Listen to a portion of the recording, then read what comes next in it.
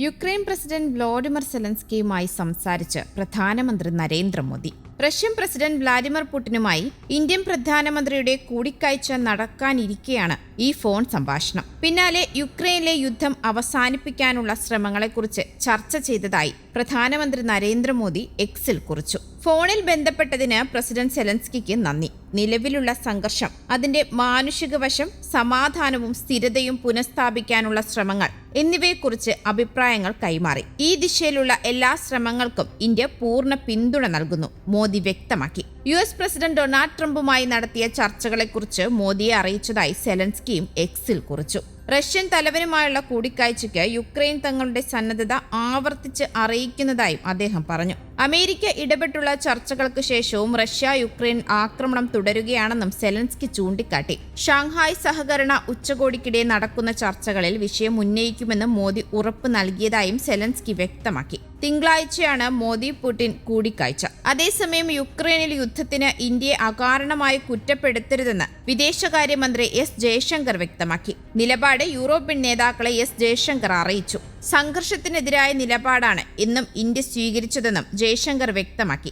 Finland വിദേശകാര്യമന്ത്രിയുമായി S Jaishankar സംസാരിച്ചു. Ukraine യുദ്ധം മോദിയുടെ യുദ്ധമാണെന്ന അമേരിക്കൻ ആരോപണം ചെറുക്കാനാണ് ഇന്ത്യ നീക്കം തുടങ്ങിയിരിക്കുന്നത്.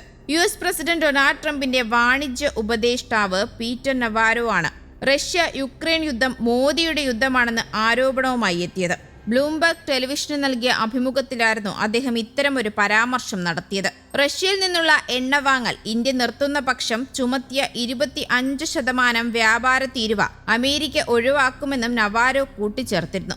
ഇന്ത്യയുടെ ചെയ്തികൾ കാരണം അമേരിക്കയിലെ എല്ലാവരും നഷ്ടം അനുഭവിക്കുകയാണെന്നും നവാരോ പറഞ്ഞു. ഉപഭോക്താക്കൾക്കും വ്യാപാരത്തിനുമെല്ലാം നഷ്ടമുണ്ടാകുന്നു.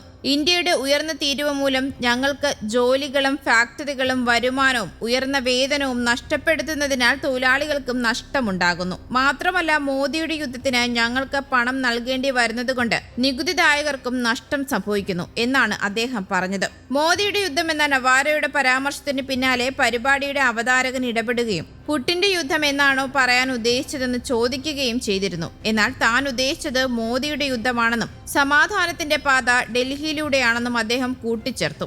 റഷ്യൻ എണ്ണ വാങ്ങുന്നത് ഇന്ത്യ നിർത്തിയാൽ നാളെ തന്നെ 25% തീരുവ ഇളവ് ലഭിക്കുമെന്നും നവാരോ കൂട്ടിച്ചേർത്തു. നേരത്തെ റഷ്യൻ എണ്ണ വാങ്ങുന്നതിലൂടെ ഇന്ത്യ യുക്രൈൻ യുദ്ധത്തെ നിലനിർത്തുകയാണെന്ന പരാമർശവും പീറ്റർ നവാരോയുടെ ഭാഗത്തു നിന്നും ഉണ്ടായിട്ടുണ്ട്.